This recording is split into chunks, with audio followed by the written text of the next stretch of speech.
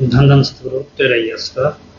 आप देख रहे हैं फेथ वर्सेस वर्डिक्ट। मैं डॉक्टर मोहित इंसान परम पूजनीय संत डॉक्टर गुरमीत राम रहीम सिंह जी इंसान की जुआई उनकी सोच पर सच्चाई इस प्रोग्राम के माध्यम से आप सभी देखते जानते परखते व समझते हैं। तो आप सबका आज के इस लाइव डिस्कशन में बहुत बहुत स्वागत है जी। धन धन सतगुरु तेरा ही असरा। सत्संग जी कल परसों वीडियो देख रहे थे हम, ऐसे कुछ वीडियोज हमारे पास थे और पुराने पड़े थे 45 मेंबरों के भी कैसे मीटिंग लेते हैं, कैसे 45 मेंबर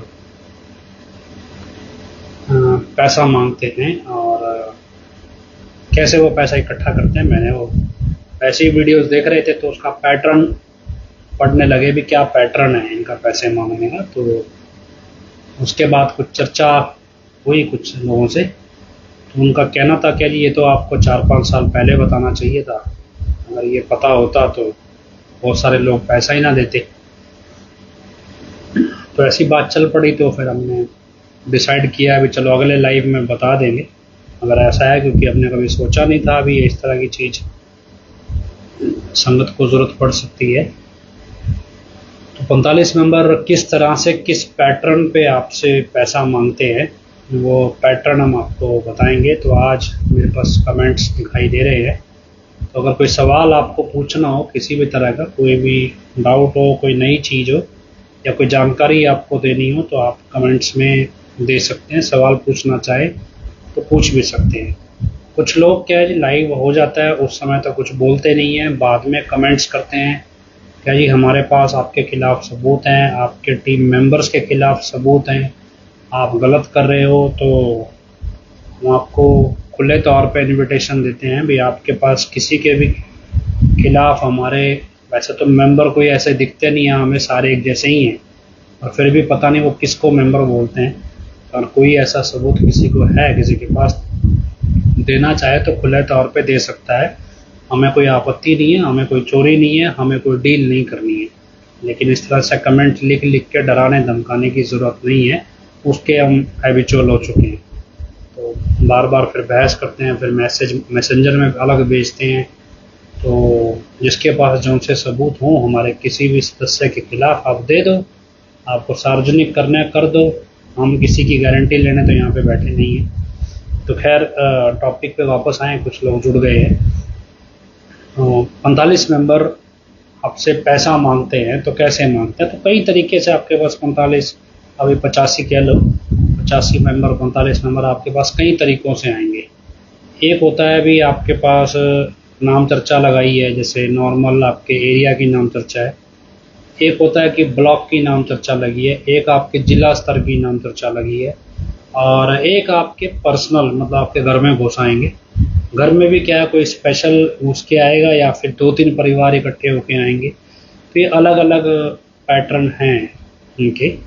अमूमन जो नाम चर्चा चलती है जिसमें ये पैसा मांगने आते हैं उसकी शुरुआत किस तरह से होती है आप यहाँ से समझना भी। जैसी नाम चर्चा की शुरुआत होगी तो 2-3 स्पीकर होंगे। पहला जो स्पीकर होगा वो आपसे कोई बात करने नहीं आएगा, वो सिर्फ आपको चमत्कार सुनाएगा। अलग अलग पैटर्न है, जैसा जिसका ब्लॉक का माहौल होता है उस हिसाब से एडजस्ट कर लेते हैं, लेकिन कॉमन पैटर्न जो चलता है तो क्या है कि मान लो कोई 45 मेंबर सबसे पहले बोलना शुरू होगा तो वो आपको सिर्फ चमत्कार सुनाएगा, 2-3 चमत्कार रेफरेंस देके भी हाल ही में जो घटित हुए होंगे किसी न किसी के साथ। जैसे आप मान लो पंजाब में लो या राजस्थान में सपोज हनुमानगढ़ जगह है, हनुमानगढ़ से करीब करीब 200 किलोमीटर या 250 किलोमीटर दूर का कोई एरिया उठा लो, सपोज पटियाला का उठा लो। हनुमानगढ़ से या बठिंडा तो नज़दीक हो गया, उससे दूर आप संगरूर चले जाओ, संगरूर तक का उठा लो, संगरूर के किसी छोटे ब्लॉक का उठा लो। तो आपको बड़ा पहले तो ये सिंपल बता देते थे, अब बाकायदा रेफरेंस दे के बोलेंगे जी फलाना भाई है फलानी बहन है, उसके यहाँ चमत्कार हुआ है और कैसा चमत्कार हुआ है भी ऐसा चमत्कार हुआ है। अब इस चमत्कार में होता क्या है ये आप गौर रखिएगा। चमत्कार की खासियत क्या होती है भी उस चमत्कार में या तो व्यक्ति को पैसे का फ़ायदा हुआ होता है कि भी पैसा एकदम से अचानक से बंदे के पास आ गया। दूसरा क्या होता है भी अचानक से उसकी प्रॉपर्टी का रेट बहुत ज़्यादा बढ़ गया। तीसरा क्या होता है, अभी उसके घर के किसी व्यक्ति की सरकारी नौकरी लग गई। चौथा क्या है, भी आजकल विदेश जाने का कल्चर बड़ा है, तो अचानक से उसके वीज़ा लग गए, या विदेश में पीआर लग गई, या लाइसेंस बन के आ गया, तो कुछ इस तरह की घटना। और डिपेंड करता है, अगर मान लो गरीब तबका है, मतलब जैसे कोई गरीब तबके में तो ये पैसे वाला सिस्टम चलता है। मिडिल क्लास तबका ज़्यादा बैठा होता है, तो वहाँ पे आपको सरकारी नौकरी लग जाएगी, ऐसे किस्से ज़्यादा सुनाते हैं। थोड़ा पैसे वाले शहरी लोग बैठे होते हैं, तो वहाँ पे आपको ऐसा करिश्मे सुनाएंगे जहाँ पे लाइलाज बीमारी ठीक हो गई किसी की, लाइलाज बीमारी थी जी, वो अचानक से ठीक हो गई, चमत्कार हो गया, कौन सी स्टेज का कैंसर था, या फिर कोई ऐसी बीमारी थी जो अचानक से ठीक हो गई, मर के बंदा जिंदा हो गया। तो हाँ, ये भी कह सकते हैं। गुरप्रीत जी लिख रहे हैं हमें बच्चे ना हो, अचानक से जुड़वा बच्चे हो जाएं। ये डिपेंड करता है भी आप किस तरह के माहौल में हो, किस तरह का है, क्योंकि आपके ब्लॉक में आने से पहले वो सारी कैलकुलेशन करके आते हैं कि आपको किस तरह कितना पैसा निकालना है और किस तरह की क्लाइंटेल है, वो सारा कुछ करके आते हैं कैलकुलेशन। तो अब जब शुरू होगा तो 3-4 चमत्कार आपको सुनाए जाएंगे, तो फिर आपका रुझान जो है वो आपके इर्द गिर्द जो आपका माइंड है वो फिर गुरु भक्ति की तरफ सोचने लगता है। फिर आपको दुनियावी चीज़ें बेकार लगने लगती हैं, भी यार गुरु के रास्ते पे चलना चाहिए, गुरु गुरु करना चाहिए, और कुछ नहीं रखा ज़िंदगी में, दुनिया ऐसी है, कब मर जाए कब मौत आ जाए, ये तो मालक है, चमत्कार कर रहा है, बचाए रख रहा है। तो जब ये माहौल बनेगा, तो भी इतना माहौल बनने के बाद अब सेकंड स्टेप आता है। सेकंड स्टेप पे क्या है, भी दूसरा 45 मेंबर आएगा या वही 45 मेंबर, डिपेंड करता है, भी ज़्यादा गिनती में गए हैं तो दूसरा आ जाएगा। तो फिर वो 45 मेंबर या 85 मेंबर जो भी है वो आपको फिर नए सिरे से शुरू करेगा। फिर वो क्या है जी, ऐसे शुरू करेगा जी, ऐसा है जी, आपके वकील गए थे जी पिताजी के पास, आपके ब्लॉक ने तो बल्ले बल्ले करा रखी है। मतलब अचानक से क्या है, भी आपको पहले तो आपका माहौल बन गया, अभी आप इर्द गिर्द दुनिया से कट जाओ, दुनिया से कट के आपको गुरु वाले रास्ते, ऐसी दुनिया दिखने लगे भी यार, जैसे अचानक से एक आदमी दिहाड़ी मजदूरी करने वाला है, वो 500 रुपये कमा रहा है, 1000 रुपये कमा रहा है, उसको ऐसा माहौल दिखाने लगो भी आज के दिन ही आपकी लॉटरी लगेगी, आपको 1 करोड़ रुपया मिल जाएगा। अब उसको 500 रुपये की दिहाड़ी की तरफ से अगर 1000 रुपये दिहाड़ी का ऑफर आ रहा होगा ना, तो वो उसको छोड़ देगा कि पहले ये 1 करोड़ वाला देख लूँ मैं। तो कुछ वैसा ही सिस्टम होता है भी, जब आप ज़िंदगी में हर व्यक्ति के साथ कोई ना कोई दुख जुड़ा है, कोई ना कोई इसकी ज़रूरतें जुड़ी हैं, तो माहौल ऐसा बन गया भी आपको लगे यार भी कौन स्टेप पे आधा घंटा सुबह शाम नाम जपेगा, 1 घंटा सुबह शाम नाम जपेगा, यार एक सडन अचानक से जो चीज़ हो रही है उसमें आपका इंटरेस्ट ज़्यादा आ जाएगा। दूसरा क्या जी, आपके ब्लॉक ने बल्ले बल्ले करा रखी है, वकील गए थे, पिताजी ने आपकी हाजिरी लगाई है, सबसे पहले तो भाई सारे जोर से नारा लगाओ। तो फिर वो तरीके से वो आपसे नारा लगवाएंगे भी चलो जी आपका अब कनेक्शन जुड़ गया। अभी तो आप पहले दुनिया से कनेक्शन कटा है, फिर आपका कनेक्शन पिताजी से जोड़ना है। अब जोड़ने में क्या है भी, आपका कनेक्शन पहले पूरे ब्लॉक का जोड़ेंगे, पहले पूरे ब्लॉक का कनेक्शन जुड़ गया जी वो कनेक्शन। क्या है जी, पिताजी ने आपकी हाजिरी लगाई है, वकील गए थे, बहनें गई थी, एडम ब्लॉक प्रबंधक गए थे, जिम्मेवार गए थे, या फ़ोन पे बात हुई थी वगैरह वगैरह, कुछ भी कोई भी बहाना बनेगा, तो भाई आपकी पिताजी ने हाजिरी लगाई है, तो भाई इस पर नारा लगाओ। यहाँ पे अब आपका कनेक्शन जुड़ गया कनेक्शन। तो क्या है जी भाई, उसके बाद पिताजी ने फिर क्या क्या वचन फरमाए ब्लॉक के लिए जी, ब्लॉक तरक्की करेगा, ये है वो है। फिर पिताजी ने ब्लॉक के बारे में पूछा। अभी क्या है, पीछे से वो सारी कैलकुलेशन होती है, अभी करना क्या चल रहा है ब्लॉक में, क्या माइंडसेट है, वो आपके बीच में बंगीदास पंथा जो भी पुराने आपके जिम्मेवार हैं उनका हिस्सा बटा होता है, उनको पता होता है भी कौन कौन क्या माहौल चल रहा है, कैसे चल रहा है, अभी कोई खींचतान चल रही है, गुटबाजी चल रही है, या कोई ब्लॉक प्लान कर रहा है, कोई नया काम, कैसा भी माहौल चल रहा है उस हिसाब से। तो ये सब कैलकुलेशन होती है। ऐसी चीज़ें तब होती है जब उनको पता है भी ब्लॉक से पैसा कोई ऐसा स्पेसिफिक बंदे से लेना नहीं है, मतलब इन जनरल पैसा मांगना है। और तो ये सब चीज़ें चलते चलते फिर आपके पिताजी की बातें आपको सुनाने लगेंगे, फिर आपको उसी तर्ज पे भी पिछले साल या पिछले महीने आप किसी और ब्लॉक की घटना सुनाएंगे। पहले डायरेक्ट आपको नहीं बताएंगे अभी करना क्या है।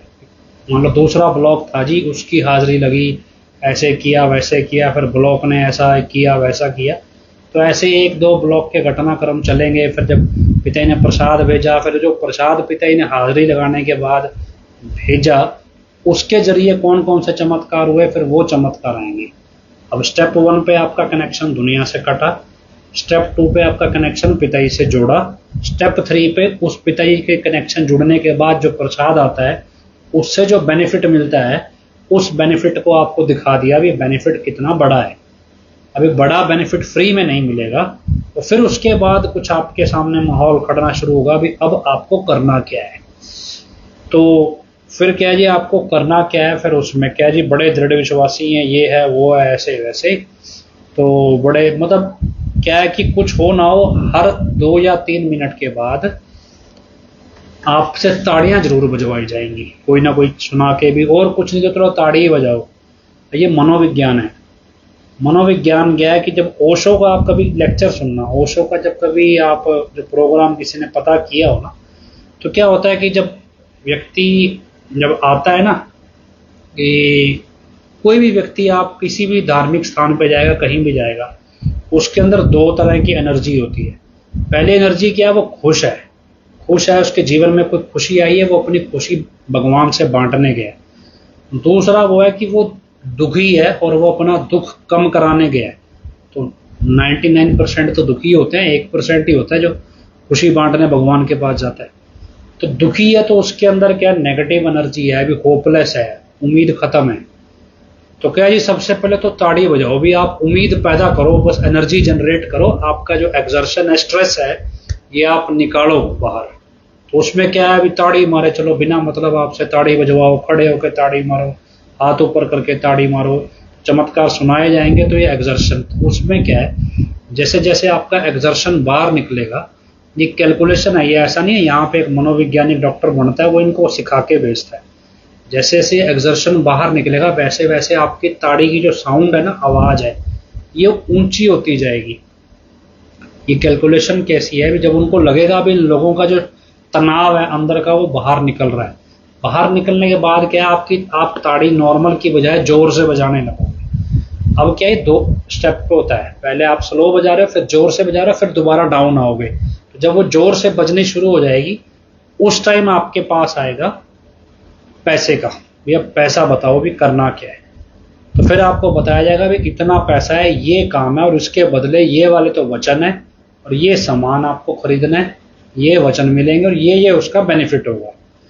तो उस कैलकुलेशन में होता है भी चलो ये बेनिफिट होना है, ये वचन है। तो अब आपको क्या दिख रहा है भी 1000 रुपये दिहाड़ी नहीं दिख रही, अब आपको दिख रहा है भी 1 करोड़ रुपए का बेनिफिट मिल रहा है। मतलब 500 की दिहाड़ी पे आप काम कर रहे हो, आपको 1000 रुपये का कोई ऑफर कर रहा है, आपको नहीं चाहिए, आपको 1 करोड़ की लॉटरी चाहिए। और उसी पैटर्न पे आप सोचना शुरू कर रहे हो, और उसी पैटर्न पे आपको अचानक से दिख रहा है भी क्यों ना ये प्रसाद ले लिया जाए और काम हो जाएगा। अभी थोड़े दिन पहले मुझसे किसी ने पूछा, क्या जी हमारे घर में छोटी छोटी डिब्बियां पड़ी है।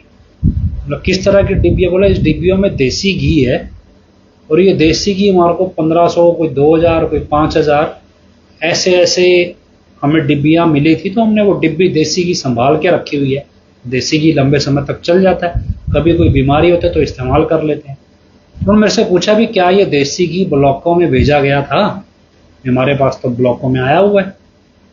खैर उनको तो अजीब लगता है, कई बार लोगों को झटका भी लगता है। तो मैंने कहा जी पिताजी के सीधे सीधे वचन है कि ब्लॉकों के अंदर कोई भी सामान डेरे से भेजा नहीं जाता, ना तेरावास का, ना पिताजी की दृष्टि वाला।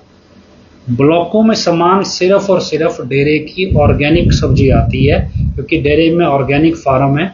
आमतौर पे वो सब्जियां बाजार में दुगने रेट पे मिलती हैं और लोग खरीदते नहीं हैं ऑर्गेनिक सब्जी, इसलिए वो ब्लॉक वाले पिताजी की उगाई सब्जियां या डेरे के ऑर्गेनिक फार्म की सब्जियां खरीदते हैं नॉर्मल से दुगने दाम में। मतलब बाजार में आपको कोई सब्जी 50 रुपए किलो मिल रही है, तो डेरे की वो ऑर्गेनिक सब्जी आपको 100 रुपए किलो मिलेगी। इसके वो भी सब्जी डेरे का कोई सतब्रह्मचारी लेके आएगा। इसके अलावा कोई भी सामान ब्लॉक में भेजा नहीं जाता। ये वचन पिताजी ने स्टेज से किए। बहुत कई लोगों ने पूछा था, जब ये वचन स्टेज पे किए तो 1 मिनट बीच में कमेंट है। अच्छा ठीक है, इजराइल धर्म युद्ध क्या है, हिजबुल्ला, चलिए छोड़, बाद में देखते हैं, फिर हमारा टॉपिक नहीं है बीच में। तो अब आपको कोई सामान आएगा या फिर आपको कोई काम करने को बोला जाएगा या फिर आपको कंस्ट्रक्शन वर्क है। कंस्ट्रक्शन वर्क मैं आपको इसलिए बता रहा हूँ भी, अगर आप, हम पहले भी मैंने डिस्कशन किया था कि अगर आप सिख हिस्ट्री को खंगालोगे ना पूछे, तो आपको पता चलेगा भी जैसे इंसान के नियम बने हैं, ऐसे जो अमृत छकाया करते थे उसके भी नियम बने थे, और उसके नियम में भी समाज सेवा में कुछ ना कुछ काम करना लिखा हुआ था। और लेकिन धीरे धीरे वो समाज सेवा के काम बंद होते गए और वो सारी सेवा कहाँ आ गई कि आपका जो धार्मिक स्थान है वो सुंदर होना चाहिए, भव्य होना चाहिए, बहुत सुंदरता होनी चाहिए, दूर से बंदे को अट्रैक्ट करें, उस चीज पे फोकस आ गया। धीरे धीरे आप देखोगे उनके धार्मिक स्थान बड़े भव्य बने, उनके क्या सबके ही बने, लेकिन अगर आप डेरे के एंड पे देखोगे गारे की चिनाई है, टीप होती है, सिंपल दीवारें रखी जाती हैं, सिंपल गेट रखे जाते हैं, कोई फैंसी आइटम नहीं बनाई जाती। लेकिन धीरे धीरे जब आप 2017 के बाद देखोगे तो बहुत से जो आपको जो ये मिलेंगे नाम चर्चा घर वगैरह, इसमें आपको दिखेगा भी एसी लग गए हैं कई कमरों में, आपको दिखेगा भी दीवारों पे टीप होती थी तो प्लस्तर होने लगा है, आपको दिखेगा भी नॉर्मल गेट लोहे का बनता, चलो स्टील का बना लेते हैं, या फाइबर का बनता था, लोहे के एंगलों पे बनता था, अब या लोहे का बढ़िया गेट बन जाएगा या फिर वो स्टील का गेट बन जाएगा। फिर क्या जी, आपके नीचे नॉर्मल कोटा स्टोन लगा था, आपने पत्थर लगवा लिया या टाइलें लगवा ली, या फिर आपके नॉर्मल घास था, आपने इंटरलॉक लगवा लिया।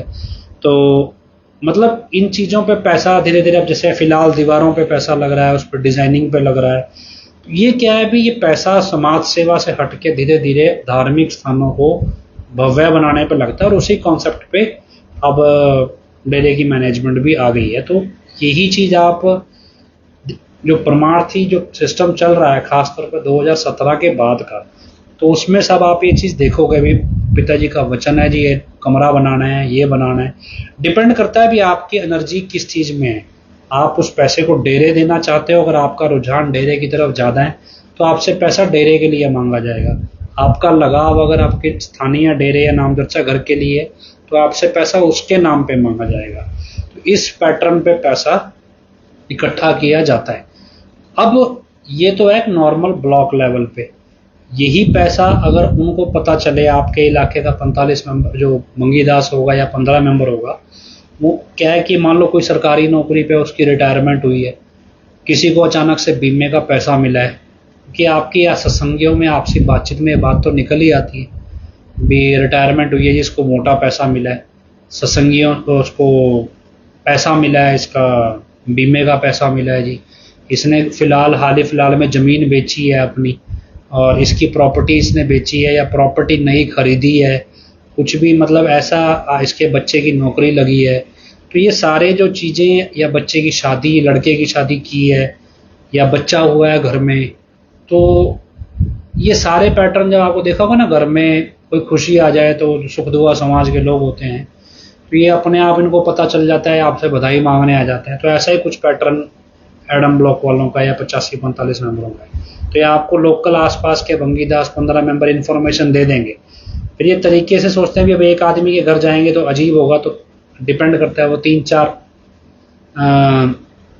बंदे ऐसे इकट्ठे हो जाएंगे, फिर उनके घर जाएंगे, तरीके से उनको इकट्ठा कर लेंगे, माहौल बनाया जाएगा। माहौल बनाया जाएगा जी, ऐसा है भी, पहले तो जी सारे ऐसे, फिर माहौल में सबसे पहली बात क्या है, जैसे वो चमत्कार सुनाना है सब कुछ तो छोटे लेवल पे ख़त्म हो जाता है। सबसे पहला सवाल ये होता है भी भाई जी सारे दृढ़ विश्वासी हो, कोई बंदा बाहर का तो नहीं है। तो पहला सवाल तो यही होता है भी दृढ़ विश्वासी होना चाहिए, बंदा बाहर का नहीं होना चाहिए। अब बंदा खुद कैसे बताएगा मैं दृढ़ विश्वासी हूँ, ये तो भी विश्वास तो गुरु पर रखता है भी कितना, तो अंदर की बात कौन जानता है। बंदा क्यों कहेगा जी मैं तो आधा विश्वासी हूँ, तो अपने आप को दृढ़ विश्वासी ही कहेगा जी, ठीक है। उसके बाद क्या जी, वचनों पे पक्का होना चाहिए। तो अपन 45 मेंबरों के सामने कोई क्यों बताएगा कि मैं 3 वचनों पे पक्का नहीं हूँ, और कोई अपने परिवार के बीच में भी ये बात करता ही नहीं है, पता है परिवार में पोल खुल जाएगी। तो फिर ये पूरा पहले इस तरह का एक सेटअप खड़ा जाएगी। एक तो दृढ़ विश्वासी होना चाहिए, एक भी आपने भी कोई वचनों में गलती ना करी हो। तो उसके बाद ऐसा है जी, फिर कई तरह के प्रोसेस आपके सामने आएंगे। भी डिपेंड करता है भी आप किस चीज़ में लगाव ज़्यादा रखते हो। भी आप लगाव रखते हो भी पिताजी के पर्सनल लेवल पे लगाव रखते हो, या डेरे के लेवल पे लगाव रखते हो, या संगत के लेवल पे लगाव रखते हो। संगत के लेवल पे लगाव रखोगे, फिर आपको संगत का कोई स्पेशल काम दिया जाएगा। भी संगत है जी, देखो जी पंचकूला में बंदे मर गए थे, उनके परिवार में दिक्कत है वगैरह वगैरह। भी संगत से आपको हमदर्दी ज़्यादा है तो संगत के लेवल पे आपसे पैसा मांग लिया जाएगा। अगर आपको डेरे के लेवल पे हमदर्दी ज़्यादा है, फिर डेरे के लेवल पे आपसे पैसा मांगा जाएगा। भी डेरे में ये चीज़ें कम पड़ रही हैं, ये चीज़ें ज़्यादा पड़ रही हैं। अगर आपको डेरे के लेवल पे हमदर्दी नहीं है, पिताजी के लेवल पे पर्सनल हमदर्दी है, या पिताजी से आपको पर्सनल कांटेक्ट बनाने की ज़्यादा मतलब इंटरेस्ट हो, आप उस इंटरेस्टेड हो, तो उस तरफ फिर आपको पिताजी की पर्सनल ज़रूरतें बताई जाएंगी कि जी वहाँ पे पिताजी को घड़ी चाहिए, कुर्ता पजामा चाहिए, पिताजी को ये वाली दवाई चाहिए, ये चाहिए, कोई ये ज़रूरत चाहिए, ये चीज़ चाहिए।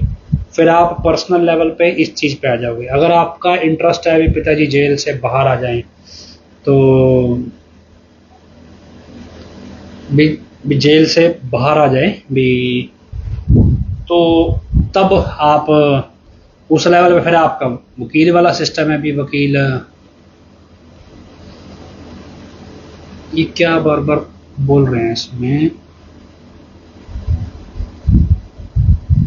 हजूर पिताजी के कौन से वचन है इसमें। सतयुग इस तरीके से आएगा भी 10-12 कोस पर दिया जगेगा, 15-20 रुपए किलो घी बिकेगा, शायद वो वचन सच होने का टाइम आ रहा है। भी पता नहीं ये वचन कब हुए हैं, कैसे हुए हैं, हमें तो नहीं मालूम है। तो मैंने नहीं सुने हैं, और किसी के सामने हुए हूँ उससे भी नहीं सुने हैं। खुद तो नहीं सुने, किसी के सामने हुए उससे भी नहीं सुने। तो खैर हम आगे बढ़े। तो फिर प्रसाद आपको किसी भी रूप में आए आपके पास, या कोई सामान आएगा, कुछ भी आएगा, अगर डिपेंड करता है, अगर आप ये सब नहीं लेना चाहते, आपको कोई निशानी चाहिए, तो फिर आपको कोई निशानी भी मिल जाएगी पिताजी की। तो यहाँ तो ऐसे ऐसे नमूने हैं भी, पिताजी का चड्डी बनियान तक भी दांत बना के बेच आते हैं, बाकी तो छोड़ो। आमतौर पे हम देखते हैं भी पिताजी अपनी सिर की टोपी जो है वो कभी दांत में नहीं देते थे, आमतौर पे संगत में या सेवादारों में। तो अब लोगों को लगता है भी ये चीज़ हमें कभी दांत में नहीं मिली, फिर ये वाली चीज़ भी दांत में बेच देते हैं। तो खैर ये सारी चीज़ें इस तरह से आपके साथ होंगी कि अलग अलग तरीके से आपसे पैसा मांगा जाएगा। फिर एक होता है भी बिल्कुल इमरजेंसी दिखा देना, भी बड़ी इमरजेंसी आ गई है, भी ये काम अभी नहीं हुआ तो पता नहीं कब होगा, या फिर स्पेशल आप ही के लिए वो ऑफर आया है। वो चीज़ होती है विदेश वालों के लिए कि स्पेशल आप ही के लिए ऑफर आया। अभी एक काफ़ी पहले की बात है, उस टाइम बोला गया कि जी स्पेशल ऑफर आया है कि विदेश वालों के लिए घड़ी चाहिए खास तरह की। भाई अभी जेल में कौन सी घड़ी चाहिए, पहली बात तो वहाँ घड़ी अलाउड ही नहीं होती। तो फिर एक गया जी, एक खास तरह की दवाई है, वो दवाई चाहिए। फिर बोला जी पिताजी वहाँ पे गेम खेलते हैं, खास तरह के जूते चाहिए, और वो जूते क्या है जी, यूके से मिलते हैं, और वही वाले जूते चाहिए। कोई ब्रांड था तो वो वाले ब्रांड के जूते चाहिए। तो इस तरह से मतलब डिमांड आपके सामने आएगी। जब पिताजी बाहर थे तब ये मोबाइल मांग लेते थे, कुछ भी मांग लेते थे, इलेक्ट्रॉनिक डिवाइस, कोई भी ऐसे गैजेट, बहुत सारे गैजेट्स आते हैं अलग अलग लेवल पे, पता नहीं क्या कुछ मांगते थे। तो ये पैटर्न है, मुझे नहीं पता था, अभी किसी ने मेरे को बोला भी ये बताना था, तो हमें तो ये बहुत पहले से पता है, लेकिन इस चीज़ की डिस्कशन हुई तो हम आपके सामने रख रहे हैं। हो सकता है आपके सामने अलग अलग तरीके से आए। रही बात ये जो आप बार बार लिख रहे हैं अभी, कोस कोस पे दिया जलेगा, ये सब चीज़ें, देखो क्या है कि मैं आपको एक चीज़ बताता हूँ। आपके पास मोटरसाइकिल है, मोटरसाइकिल में मान लो आपने 100 रुपये का पेट्रोल डलवाते हो आप रूटीन में, आपको लगता है भी 100 रुपये के पेट्रोल में ये 30-40 किलोमीटर चल जाएगी, और उसके बाद जब आप 5-10-20-25 किलोमीटर चल लेते हो, फिर आपको लगता है भी चलो 50-100 रुपये का और तेल डलवा लेते हैं। आमतौर पे नॉर्मल मिडिल क्लास आदमी ऐसे ही 100 रुपये 200 रुपये का तेल आजकल एक्टिवा चलती है उसमें डलवाता है। अचानक से कोई व्यक्ति आपको कहे जी मेरा एक खास काम है, ये करोगे, ये आपके स्कूटर को जाके आना है आपको, तो एक काम करो भी आपका ये मोटरसाइकिल का टैंक फुल करा देता हूँ या मैं गाड़ी का आपका तेल टंकी फुल करा देता हूँ। तो जिस टंकी में आप 100 रुपये का 1 लीटर तेल डलवा रहे हो, मान लो टंकी 10-12 लीटर की है, तो उसने आपकी टंकी फुल करा दी 10-12 लीटर की। अब काम उसने आपको बताया नहीं लेकिन टंकी फुल करा दी, तो अब क्या करोगे? 1 दिन इंतज़ार करोगे, 2 दिन इंतज़ार करोगे, 3 दिन इंतज़ार करोगे, होगा क्या? भी जो वो मोटरसाइकिल चलाने की आपको लगेगा यार भी टंकी फुल है, चलो गेड़ी ही मारा है और कुछ नहीं है, भी अब उसको कह देंगे भाई एक लिख रहा है अभी मलौट ब्लॉक में 3 करोड़ की चटनी बेच दी। चटनी छोड़ो, अभी बताता हूँ, एक यूपी वाला आया ना, अभी दिखाया था, यूपी वाला आया, तो ये बाकी जो किसान भाइयों बताना भी, मुझे तो जानकारी नहीं है। तो यूपी वाला आया फिलहाल जनवरी फरवरी में, कब आया था ये? अभी हम जनवरी फरवरी मार्च में रह के गया ना, तो मार्च में वो गया लगभग 10 मार्च के आसपास, तो 20 या 25 मार्च के आसपास ये ब्लॉकों में आलू बेचने आ गए। तो जब आलू बेचने आए तो बोले जी कोई कई जगह तो 700 रुपये का एक आलू बेचा, कई जगह 800 का, कहीं 1500 का, तो अलग अलग डिपेंड करता है। वो कहते हैं हमारे यहाँ कहावत है भाई मुंह देखनी चपेड़ मारते हैं, जैसा मुंह है वैसे चपेड़। तो ऐसे ही आलू बेचे। तो किसी ने पूछ लिया भी ये आलू इतने महंगे क्यों हैं, ऐसा क्या है इसमें? तो बोला जी पिताजी जब पैरोल पे आए थे तो उन्होंने ये आलू बीजे थे, कहाँ पे? यूपी डेरे में। हालांकि हमने यूपी डेरे में अच्छी तरह से पता करवाया है, वहाँ पे ना तो इतने खेत हैं और हैं भी तो इतने आलू नहीं उगते। तो आप मेरे को सिर्फ इतना बताना है कि जो भी किसान भाई हों, भी मुझे जानकारी नहीं है, कि मेरे ख्याल 21-22 जनवरी के आसपास तो यूपी वाला आया ही होगा, और इसके आसपास मान लो 25 जनवरी तक सर्दी में भी इसने आलू बीज दिए हों, तो ये आलू क्या 20-25 मार्च तक बन के तैयार हो जाते हैं? अगर जनवरी में बीज दिए हों, अच्छा 7500 रुपये में भी, अच्छा 7500 का आलू भी था। अब भी मेरे को सिर्फ इतना बताना भी आलू खेत में बीजने के बाद कितने दिन में ये बन के खेत में तैयार हो जाता है।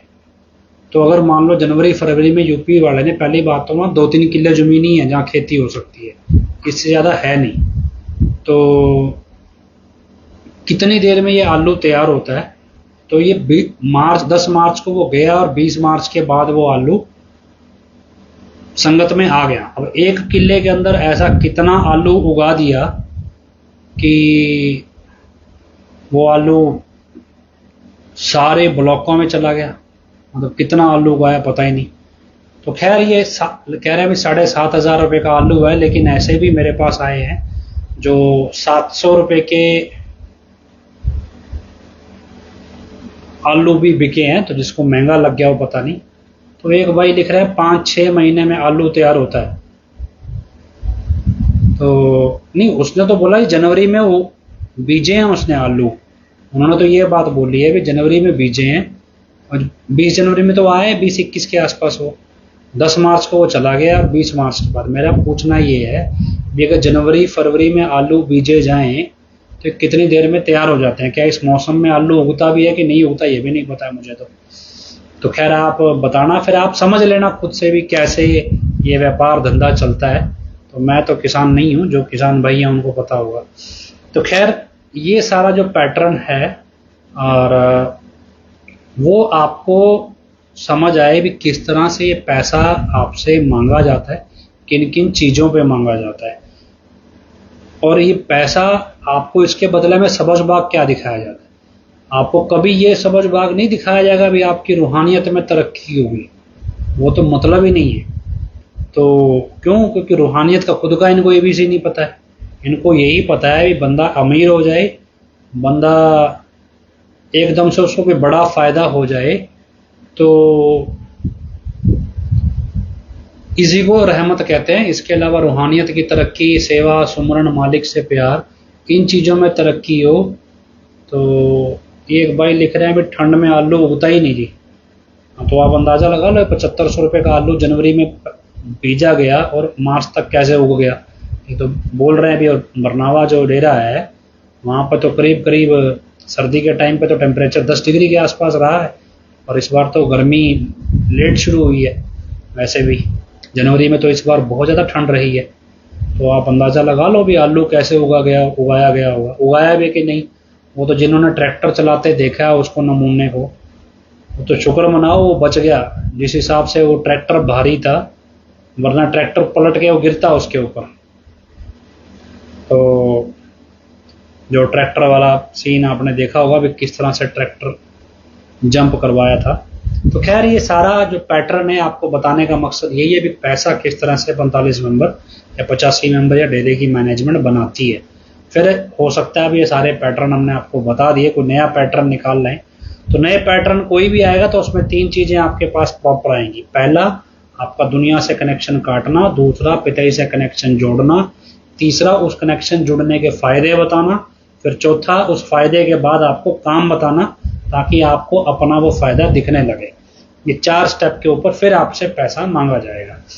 तो इस पैटर्न पे काम चलेगा, तो ये पैटर्न आप याद रखिएगा। इसके अलावा आपको चलो किस्सा सुनाते हैं। आज मैं हमारे साथ शायद बहन वीरपाल कौर नहीं जुड़ पाएंगे, वो अवेलेबल नहीं है, तो किस्सा आपको सुनाते हैं इंटरेस्टिंग। आपको याद हो भी पिताजी उदयपुर गए थे आदिवासियों के इलाके में, और जब ये फिल्म भी बनी थी MSG2 उस पर आदिवासी मतलब सन 2000 के बाद में गए हैं पिताजी, 2004-05 में शायद। तो जो आदिवासियों के इलाके में गए तो क्या है कि सेवादार वहाँ से जाया करते, और वो सेवादार जाते और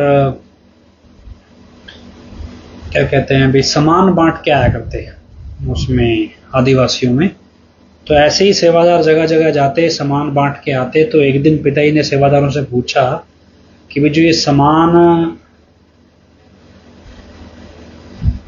बांट के आए हो भी कोई ऐसा भी है जिसने भी सबने सामान खरीद ले लिया आपसे, कोई टाल मटोल कोई झगड़ा कुछ हुआ तो नहीं। तो ऐसे ही सेवादार सामान बांट के आते थे। तो किसी ने पिताजी ने पूछा भी कोई झगड़ा कोई ऐसा हो। तो ऐसे फिर एक सेवादार खड़े हुए, वो बोलते जी ऐसा है भी एक जगह हम सामान देने गए और वहाँ एक बुजुर्ग दंपत्ति थी। हालांकि पिताजी ने भी ये बात स्टेज से बताई है, तो लेकिन जो लोग वहाँ गए थे मैं उनकी जुबानी सुनी है इसलिए आपको बता रहा हूँ। तो लोग वहाँ जो सेवादार वहाँ सामान बांटने गए, और वहाँ एक बुजुर्ग दंपत्ति कह सकते हैं भी मियाँ बीवी थे। वो उनके पास अपना मकान नहीं था, मतलब कोई ऐसे रहने को जगह नहीं थी, वो खुले में रहते थे। तो उन्होंने क्या वहाँ बोरी बिछा रखी थी। तो भी जैसे बोरी बिछा के बैठे थे। अब अपने सेवादार गए जी राशन ले लो, हम राशन देने आए हैं, जो भी चीज़ आपको चाहिए, आपको मकान नहीं है तो मकान बना के दे देंगे, और सामान नहीं है खाना पकाने के लिए सामान ला के दे देंगे, बर्तन नहीं है बर्तन दे देंगे, राशन नहीं है तो राशन दे देंगे। जिस तरह की ज़रूरत आपको है बताओ, हम आपकी यथासंभव मदद करेंगे। तो जो बुज़ुर्ग थे दोनों, वो कहने लगे भी यार तुम हमारी कोई मदद नहीं कर सकते, तुम्हारे पास हमारे को देने के लिए कुछ नहीं है, हमें तुमसे कुछ नहीं चाहिए। तो सेवादारों ने बहुत जोर लगाया, लेकिन ना तो उनके पास घर था, ना उनके पास खाने को कुछ था, ना उनके पास ढंग से पहनने को कुछ था। बावजूद इसके उन्होंने कुछ नहीं लिया, जोर लगा लिया सेवादारों ने। तो ये बात जब आके बताई गई हजूर पिताजी को कि पिताजी इस तरह से भी वो दो मियाँ बीवी थे, उन्होंने कुछ नहीं लिया और ना ही उन्होंने कुछ मांगा भी। बड़ा अजीब था, उनके पास था भी कुछ नहीं और उन्होंने मांगा भी कुछ नहीं और लिया भी कुछ नहीं। पिताजी फरमाने लगे भी फिर तो हमें जाना पड़ेगा वहां पे। हम सेवादार हाथ जोड़ के खड़े हो गए कि पिताजी ऐसा है भी चले तो जाओ, लेकिन जो जगह हम गए थे वो जगह एक तो पहाड़ियों में है, वहां पे साइकिल भी नहीं जाता है, गाड़ी तो बहुत दूर की बात है, और ये पहाड़ियों में लगभग 7 किलोमीटर चलने के बाद है, मतलब करीब करीब 7 किलोमीटर बाद आएगी। तो आपको 7 किलोमीटर पैदल चल के जाओगे। तो अब पिताजी कहने लगे भी 7 किलोमीटर क्या एक व्यक्ति को जोड़ने के लिए मालिक से सतगुरु 7 समुंदर पार जा सकता है, 7 किलोमीटर नहीं चल सकता। तो अगले दिन पिताजी 7 किलोमीटर पैदल चल के पहाड़ियों के रास्ते, जो कच्ची पक्की पहाड़ियां वहां जंगल हैं जैसे भी है, तो 7 किलोमीटर पैदल चल के पिताजी वहां गए उस बुजुर्ग के पास, उनके पास, और उनको जाके बोला भी राशन चाहिए, ये चाहिए, वो चाहिए? पर नहीं, कुछ नहीं चाहिए। बोला क्या चाहिए फिर ये तो बताओ। तो फिर वो जो बुजुर्ग लेडी थी वो बोले ये मुक्ति चाहिए, दे सकते हैं? अब और क्या चाहिए था, मतलब पूछ भी ऐसे से लिया भी जो मुक्ति का दाता है। तो वो बुजुर्ग लेडी बोली उनमें से, जो बुजुर्ग मियाँ बीवी में से, तो क्या भी मुक्ति चाहिए, क्या मुक्ति दे सकता है? पिताजी बोले दे सकते हैं। फिर क्या भी दे, फिर क्या, फिर बैठो।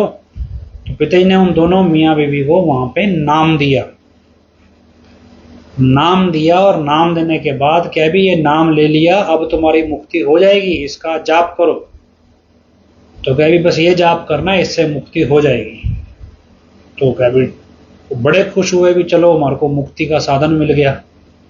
और उसके बाद बुजुर्ग लेडी ने अपनी बोरी के नीचे से 1 रुपए का या 2 रुपए का सिक्का निकाला, और वो सिक्का निकाल के वो पिताजी को देने लगी। बोले, पिताजी पूछे भी ये क्या है? बोले ये है गुरु दक्षिणा। पिताजी गर्म हो गए, मतलब गुस्से में, कह लो भी ऊंची आवाज में या आक्रोश में बोलने लगे कि भी जो मालिक तुम्हें मुक्ति दे सकता है, इस जन्म मरण से मुक्ति दे सकता है, वो तुम्हारे 2 रुपए का भूखा है। इस 2 रुपए में मुक्ति मिलती है? ऐसे मिलेगी मुक्ति? 2 रुपए में मुक्ति खरीद रहे हो हमसे? मालिक देता है, लेता नहीं है, वो मांगता नहीं है भी 2 रुपए में खरीद लोगे मुक्ति उससे। ऐसे भी मुक्ति ऐसे नहीं मिलती, ये तो अनमोल चीज है और बिना दाम के मिलती है। तो वो मुक्ति पिताजी ने जो स्पेशल 7 किलोमीटर दूर जाके उन बुजुर्गों को जो नाम दिया, तो ये एक ऐसी घटना है जो हमने इस तरह की घटना नहीं सुनी भी। इतना इस तरह पिताजी स्पेशल चल के 2 लोगों के लिए नाम देने गए हों। और लेकिन आप एक्सपेक्ट करो भी एक उस बुजुर्ग दंपत्ति के साथ और 45 नंबर एडम ब्लॉक की भूख, मतलब वो तो साधु नहीं थे, त्यागी तपस्वी नहीं थे, उनकी ज़रूरतें क्या थी? और जो त्यागी तपस्वी समाज सेवा के लिए ज़िंदगी छोड़ के डेरे में आए हैं, उनको अरबोंपति तो बन गए, अब खरबोंपति भी बनना है। बहुत सारे तो खरबोंपति भी होंगे मेरे ख्याल से, जो रकेश डिडबा जैसे, तो उनके लिए तो मतलब 4-5 हज़ार करोड़ कोई रकम ही नहीं है, वो ऐसे भी हैं। तो ये चीज़ है। तो खैर एक और चीज़ इसमें लिखी थी एक उन्होंने, कि जो इजराइल का युद्ध चल रहा है ये सब कुछ, तो आपको एक किस्सा समझा देते हैं जो मैं पहले भी आपको समझाने लगा था, बीच में टॉपिक बदल गया। कि मोटरसाइकिल में आप 100 रुपये का तेल डलवा रहे हो और आपको कोई टंकी फुल करा दे भी, ये फिर आपका मन करे भी मैं चलाऊं इसे, और फिर आप चलाओगे तो बिना मतलब चलाओगे, तेज भी चलाओगे, थोड़ा इधर उधर चला के देखोगे तो अननेसेसरी चलाओगे तो चोट लगने के चांस भी होते हैं, एक्सीडेंट होने के चांस भी होते हैं, क्यों तेल कौन सा खुद का है। अभी क्या जो हिजबुल्ला इजराइल या जो भी ये गाजा पट्टी है सबकी जो लड़ाई है, इस लड़ाई का एक ही केंद्र है, वो केंद्र है जेरूसलेम। अगर आपने इस इतिहास के बारे में पढ़ा हो तो जेरूसलेम एक जगह है जिसका कनेक्शन 3 अलग अलग लोगों से जुड़ा है, अलग अलग धर्मों से जुड़ा है। ईसाई धर्म और मुसलमान धर्म से पहले वहाँ पे एक यहूदियों का धर्म हुआ करता था।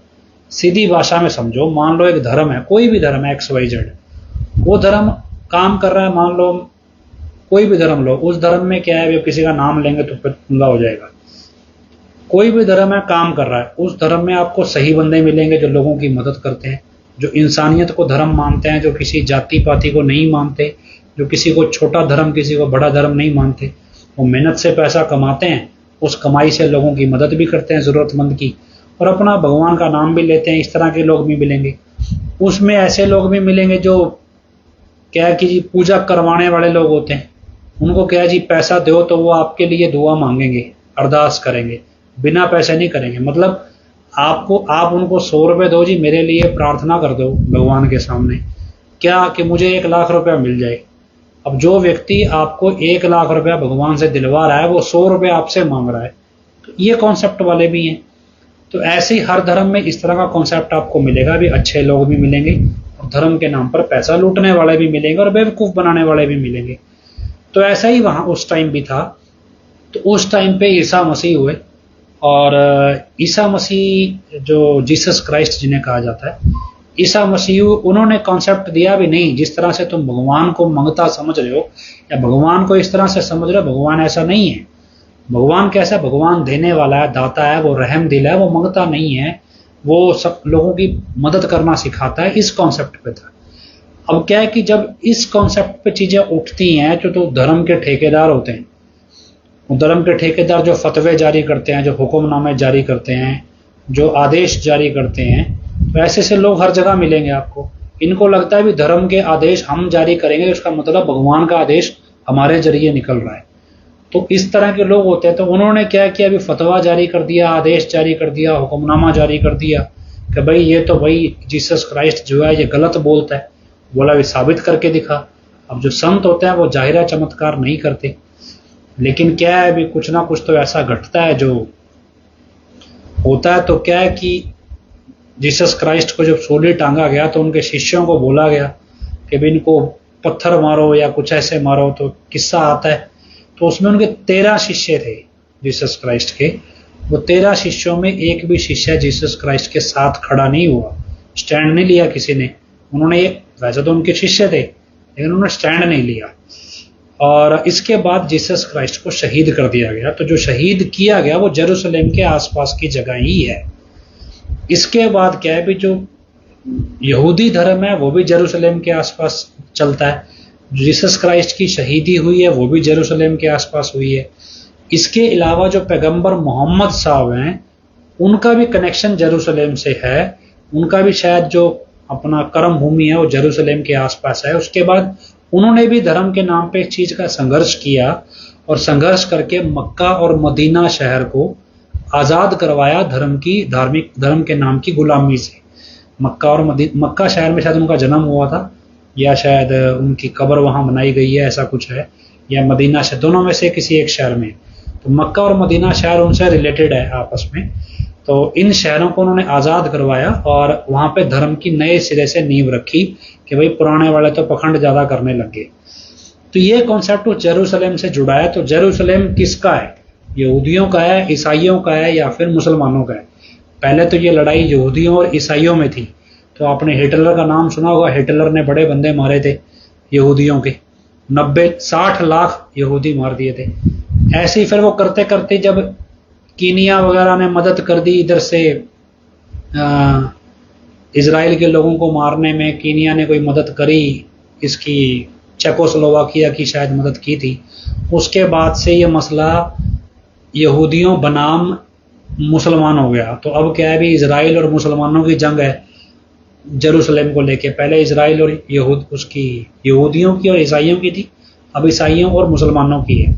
तो इसलिए वो की लड़ाई धर्म युद्ध ही है एक तरह का। अब हर व्यक्ति, जो मुसलमान भी अपने हिसाब से जो धर्म युद्ध समझते हैं, ईसाई भी धर्म युद्ध समझते हैं और यहूदी भी धर्म युद्ध समझते हैं। तो ये कॉन्सेप्ट है और कुछ नहीं है। जैसे इंडिया में आप लगाओ, हिंदू मुसलमान आपस में लड़ रहे हैं, हिंदू और सिखों को लड़ाया जाता है, सिखों और मुसलमानों को लड़ाया जाता है।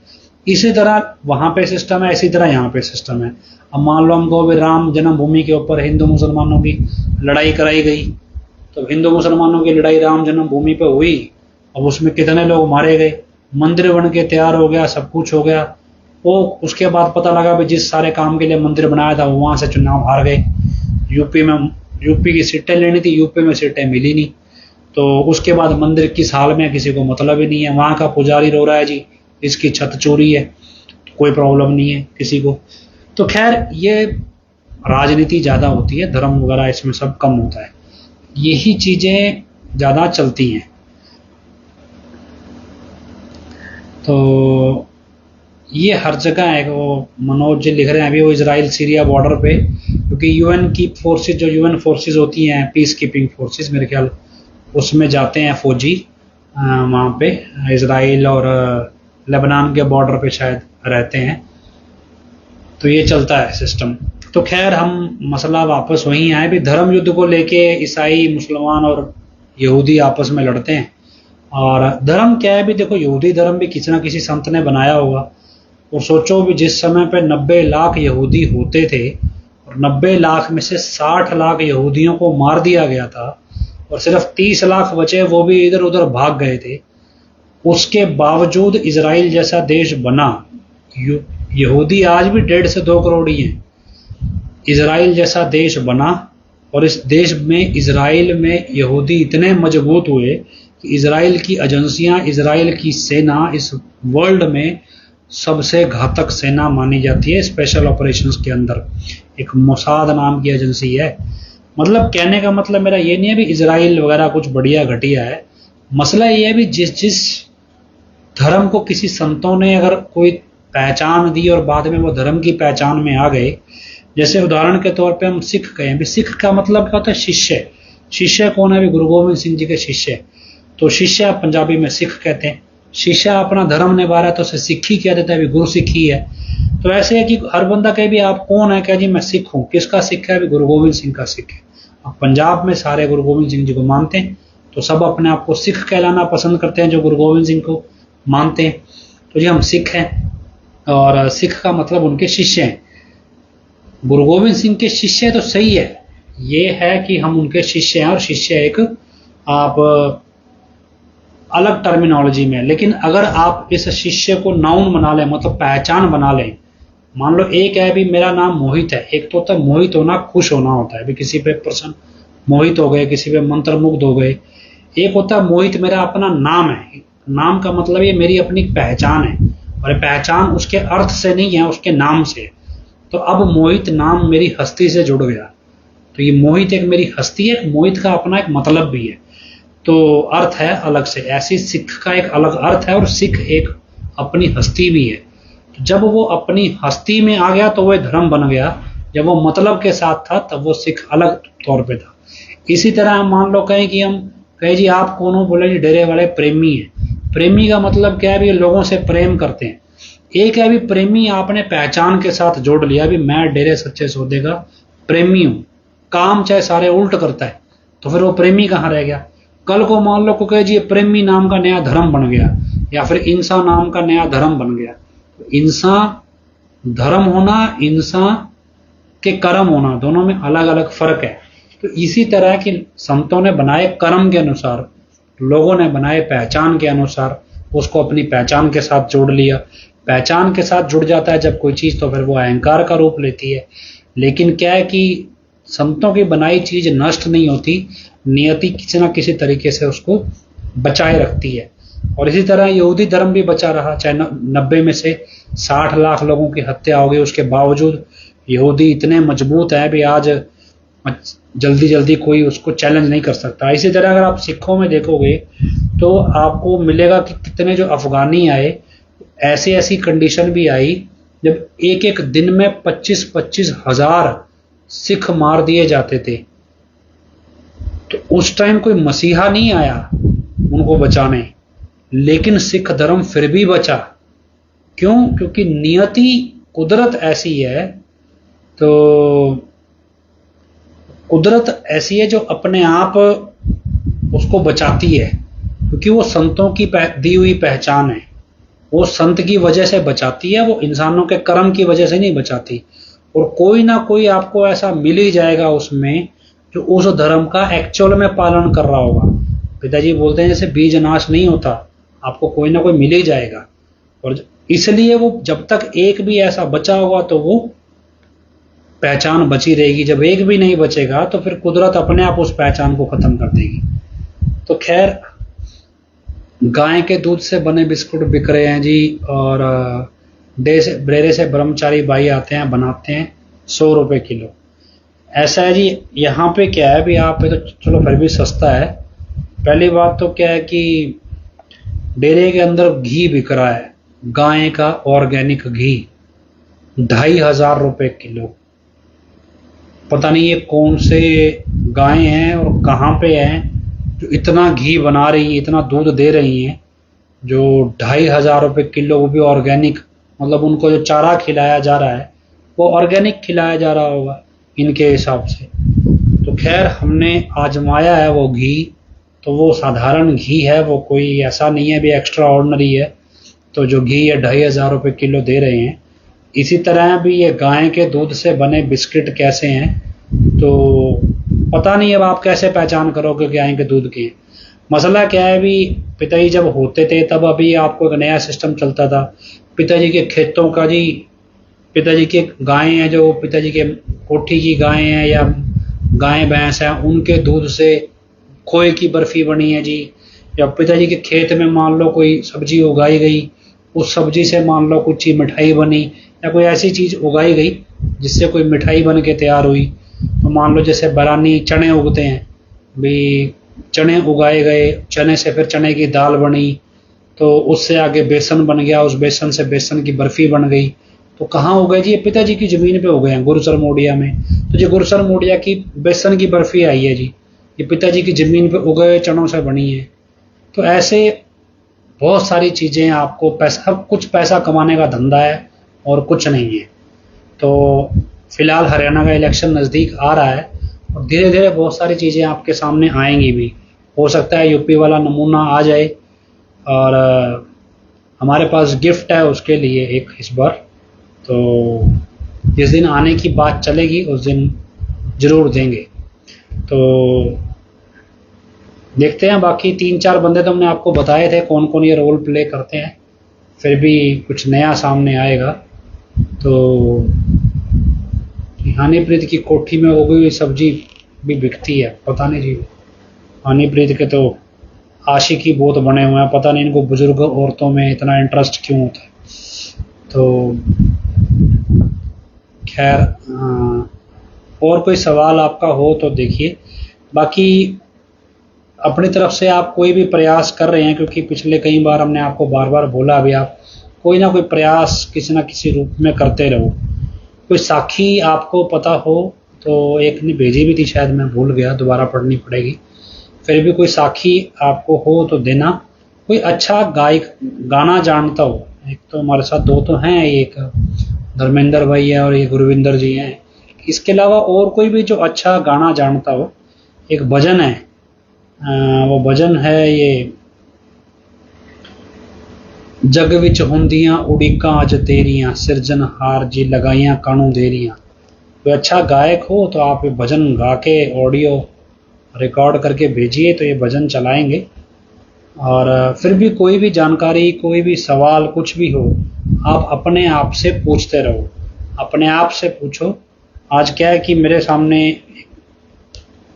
कोई ऐसी श्लोक सा आ गया, मैंने बड़ा जोर लगाया कि मेरे को इस श्लोक का अर्थ समझ में आए, था पंजाबी में, और बड़ी कोशिश की अलग अलग डिक्शनरी खोल के, लेकिन जो अर्थ उसमें बताया गया था वो अर्थ मेरे हजम नहीं हो रहा था।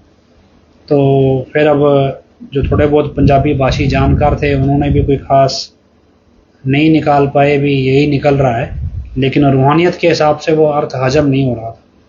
फिर जब पिताजी ने फार्मूला बताया, अभी आपके अंदर वकील बैठा है, कंफ्यूजन हो पूछ लो, आपको राय दे देगा। तो कोशिश करी, फिर 10-15 मिनट जोर लगाया, तो फिर हमारे को उसका अर्थ समझ आने लगा थोड़ा थोड़ा। तो फिर लगा भी हाँ भी फार्मूला काम कर रहा है, कोई 15 मिनट में, कौन सा 15 मिनट नाम जपा होगा, 2-3 मिनट ही जपा होता है, बाकी तो ध्यान भटकता ही रहता है। तो कोशिश करेंगे भी ऐसे, जब कोशिश करते हैं कुछ ना कुछ रिजल्ट जरूर मिलता है। तो आप सवाल अपने आप से पूछते रहो कि भाई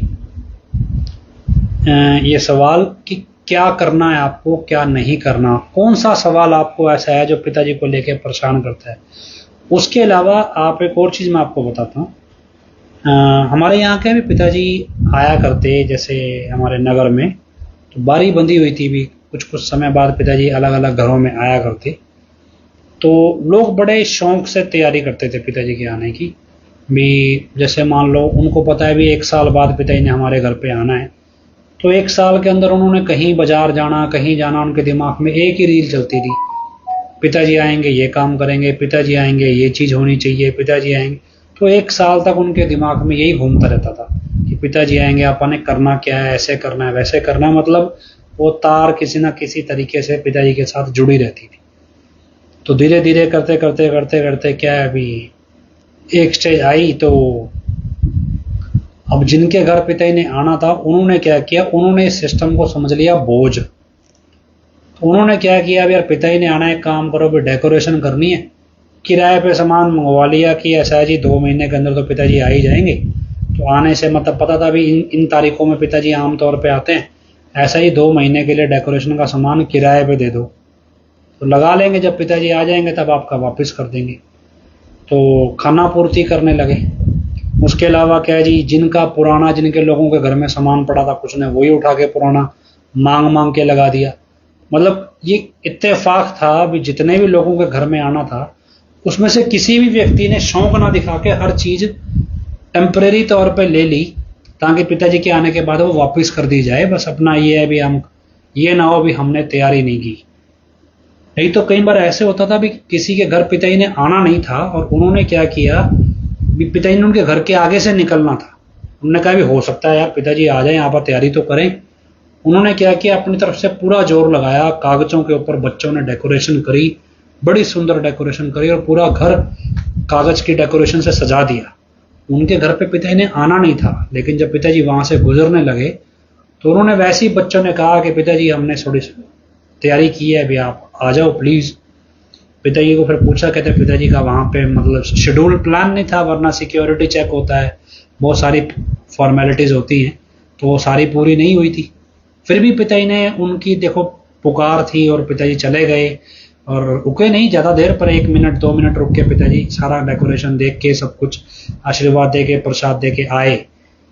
दूसरी तरफ क्या, जिनके आना था उनको शौक नहीं था और उन्होंने क्या किया, अभी पिताजी आए ही नहीं, आना ही बंद कर दिया।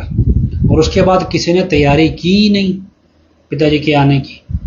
तो अब क्या है कि मेरा मानना है भी, आप कोई भी हैं, आप यकीन मानिए, ये मेरा पर्सनल भी आजमाया है और हमने बहुत सारे लोगों को भी देखा है, ऐसे बहुत से चमत्कार हमने देखे हैं। आप अपने पास कोई भी ऐसा एक वजह ले लो कि भाई पिताजी आएंगे तो आपने क्या करना है। उदाहरण के तौर पे भी पिताजी आएंगे तो जी ऐसा है, हम खास तौर की, मतलब एक खास तरह का हम झंडा बनाएंगे और ये झंडे के ऊपर डेकोरेशन करेंगे और ये झंडा पिताजी के स्वागत में लहराएंगे।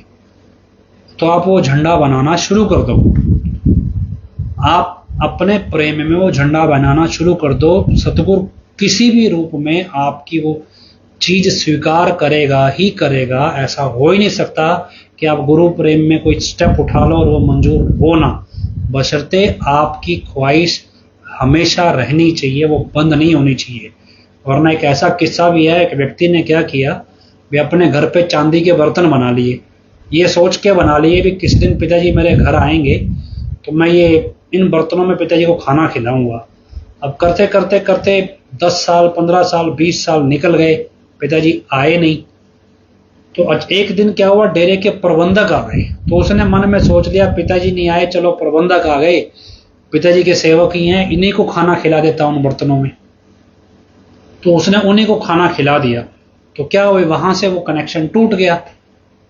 अब कनेक्शन टूट गया, पिताजी तो भाई कब पूरी करें कुछ पता नहीं, लेकिन ऐसे बहुत से किस्से हैं जहां पे लोगों ने मतलब सिर्फ इच्छा रखी और पिताजी आ गए।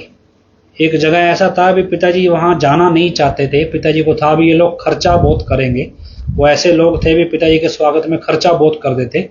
तो पिताजी कहे भी यहाँ नहीं जाएंगे, भी बहुत खर्चा करेंगे, करते हैं भी, आप जाना ही नहीं। तो पिताजी जब उनके घर के आगे से गुजरने लगे तो वो स्वागत में तैयार खड़े थे कि भी पिताजी यहाँ से अपने घर आएंगे। तो जब पिताजी चुपचाप वहां से गुजरने लगे तो उन्होंने जोर से नारा लगाया, भी पिताजी आ जाओ। और पिताजी ने जाने का पिताजी का इरादा नहीं था, तो पिताजी ने गाड़ी मोड़ ली आगे जाने के लिए। लेकिन जैसे ही गाड़ी आगे मोड़ी तो पिताजी की गाड़ी के टायर के नीचे कील आ गई। एक कील आई तो अचानक से टायर पंचर हुआ और हवा लीक होने लगी। गाड़ी थी मर्सिडीज, तो मर्सिडीज गाड़ी में सिग्नल आने लगा भी, टायर में पंचर हुआ और हवा लीक हो रही है, तो पिताजी फटाफट से ड्राइवर को बोलते हैं भी यार, ऐसे एकदम से मजाक में कहते हैं यार नारा ही बड़ी जोर से लगाया है, टायर ही पंचर कर दिया, कि फटाफट गाड़ी मोड़ भी वहीं ले ले, नजदीक ही है अभी तो फटाफट फिर वो गाड़ी मोड़ के उन्हीं के घर पे चले गए जिन्होंने नारा लगाया था। तो खैर तड़प तो कैसी भी हो, सतगुरु की गाड़ी का टायर पंचर करके आपको खींच लाएगी सतगुरु को। तो आप कुछ भी सोचो, वह आप सोचो जी पूजा की थाली है, अभी हम आरती उतारेंगे या दिए सजाएंगे, तो आप थाली तैयार करना शुरू कर दो जी, हम मटके डेकोरेट करेंगे, भी मटका सजाएंगे सिर पे, वो है आपको लगे हम ट्रेडिशनल तरह की ड्रेस पहनेंगे, तो आप ड्रेस तैयार करना शुरू कर दो। कुछ भी आपको लगे भी आपके पास कोई ना कोई वजह होनी चाहिए, अपने आप परिस्थितियां ऐसी खड़ी होंगी, अपने आप माहौल ऐसा बनेगा, आपका वो चीज मंजूर होगी ही होगी। ये सवाल पैदा ही नहीं है भी ना हो। गुरु प्रेम में आप चाह लो और चीज मंजूर ना हो। हाँ, कई बार व्यक्ति ऐसी चीजें पाल लेता है जो मंजूर नहीं हो सकती, अच्छा उतनी, जैसे क्या है अभी बंदा कहे पिताजी मेरे को गोद में उठा के घुमाएं। अब क्या है अभी प्रैक्टिकली इतना संभव नहीं होता, उतनी भक्ति नहीं की होती, उतनी कुर्बानियां के लायक नहीं बने होते, तो ऐसे में ऐसी ख्वाहिशें पिताजी सपने में दर्शन देखी पूरी कर देते हैं। लेकिन आपने कितने ही किस्से देखना, जो गुरु प्रेम में कुछ भी पाल लोगे पूरा होगा। ख्वाहिशें नहीं पालनी भी मेरे को गाड़ी मिल जाए, पैसा मिल जाए, ये तो भौतिक दुनिया है, भौतिक स्वार्थ है। लेकिन आप ये चीजें पालना शुरू कर दो, ये चीज काफी समय से मेरे मन में थी भी आपको कहूं कि, क्योंकि ये चीज हमने अपने नगर में देखी, जब लोगों के अंदर पिताजी को बुलाने की ख्वाहिश खत्म हो गई, पिताजी का आना बोझ लगने लगा, तो पिताजी ने आना ही छोड़ दिया। ऐसे ही पिताजी ने कल्याण नगर जाया करते, वहां भी पिताजी ने आना छोड़ दिया। तो आप कोई ना कोई चीज ऐसी पाल लो, क्योंकि जब जब आप वो चीज देखोगे, तैयार करोगे बारीकी से, जैसे क्या है कि पंजाब में क्या है, एक खास तरह की कढ़ाई होया करती, जो आपको पता हो, कुछ बहनें जानती होंगी, एक खास तरह की बहनें जो लड़कियां होती थी, वो शादी से पहले अपनी दुपट्टा एक स्पेशल कढ़ाई करके बनाया करती। उस कढ़ाई करने में उसको महीने 2 महीने लगते थे। पशम की कढ़ाई होती थी, ऐसा कुछ होता था, बड़े खास तरह की कढ़ाई होती है। तो उस तरह की कढ़ाई करके वो बनाया करती, फिर वो लड़की अपनी शादी पे वो दुपट्टा लिया करती, बड़े ट्रेडिशनल जो मैरिज होती थी, तो सबको पता होता था भी ये दुपट्टा इसने कढ़ाई करके तैयार किया है। और ऐसे दुपट्टे आप तैयार करो, बढ़िया है, फुलकारी कह देते हैं उसे, या जो भी कहते हैं मुझे नहीं पता तो क्या नाम देते हैं उसको, मैंने भी सुना ही है इसके बारे में। तो आप कुछ भी चीज है, पिताजी का स्वागत करना है, आप तैयारी करना शुरू करो, उस लगन के साथ करो कि पिताजी जब आएंगे तो आप किस रूप में स्वागत करोगे और क्या चीज करोगे। आप तैयारियां करना अपने तरफ से शुरू करो, आपकी तड़प खींच के लाएगी, आपकी वो तैयारी खींच के लाएगी।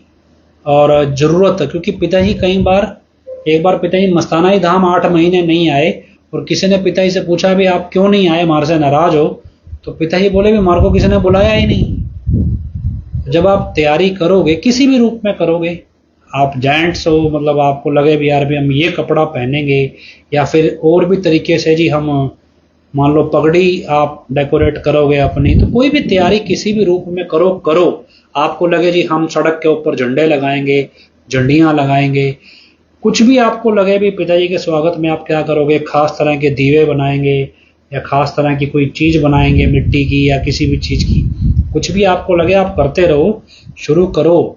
आपको खुद दिखने लगेगा भी, आपके आसपास का माहौल आपको ये एहसास कराने देगा भी हाँ कुछ हो रहा है। तो खैर ये सारी चीजें होंगी। एक किस्सा मैंने आपको शायद सुनाया भी था, केरला में एक किश्ती वाला था और कैसे पिताजी, वो नाम भी नहीं लिया था, और कैसे पिताजी उसके घर भी चले गए थे। तो खैर हम उम्मीद करते हैं, प्रार्थना करते हैं भी आप, हम ये सारी चीजें आपको समझ आएं और हम पिताजी जल्दी से जल्दी लौट आएं। इस उम्मीद के साथ हजूर पिता के चरणों में नारा लगाते हैं, धन धन सतगुरु तेरा ही आसरा। आखिरी में अरदास बोलते हैं, धन धन सतगुरु तेरा ही आसरा, हे मालिक तुझे इलाज है, अब बहुत हो गया, दया में रहमत कर, तेरे प्यार मोहब्बत की राह में हमें कोई दुख तकलीफ ना आए, तो ऐसी रहमत बख्श व सबको सुमति दे। किस तरह से देनी है यह तो सब जानता है, जिसको जैसे देनी है वैसे दे, वो तेरी मर्जी है। धन धन सतगुरु तेरा ही आसरा। जो भी आप तैयारी करें हजूर पिताजी के प्रेम में, वो आप अपने तक ही सीमित रखें, ये ध्यान रखना। जो भावना है वो आपको अपने तक ही सीमित रखनी है। इसमें एक भजन है ना, खबरदार जो राज प्रेम वाला खुला। तो प्रेम का राज अपने तक ही सीमित रखना है, गुरु और शिष्य के बीच में ही रहना चाहिए। कल को मुझे फ़ोन करके मत बताने लगना कि मैंने ये तैयारी कर ली, या किसी और को मत बताना। ये अपने तक ही रखना है आपको। करो ना करो आपके ऊपर है, करो लेकिन शौक से करो। और यकीन मानो ये चीज़ें असर करती हैं। हमने एक बार नहीं कई बार आजमाई। तो आप कोशिश करो। हाँ, यूपी वाले को नौटंकी इसकी चलती है, इसको अलग छोड़ो, हमें क्या लेना है। इसको तो कुत्ता पूजने नहीं आता, वहाँ पे ज़बरदस्ती खड़ाने पड़ते हैं कैमरामैन भी। तो जब अपना सतगुरु आएगा तो फिर स्वागत दुनिया देखेगी भी ना कैसे होता है। और वो दिखनी भी चाहिए लगन भी। ऐसे ही नहीं है अभी बाजार से खरीद के सामान ले आए, बकायदा शौक से तैयार किया हुआ है। तो खैर इजाज़त दीजिए। धन धन सतगुरु, तेरे ही।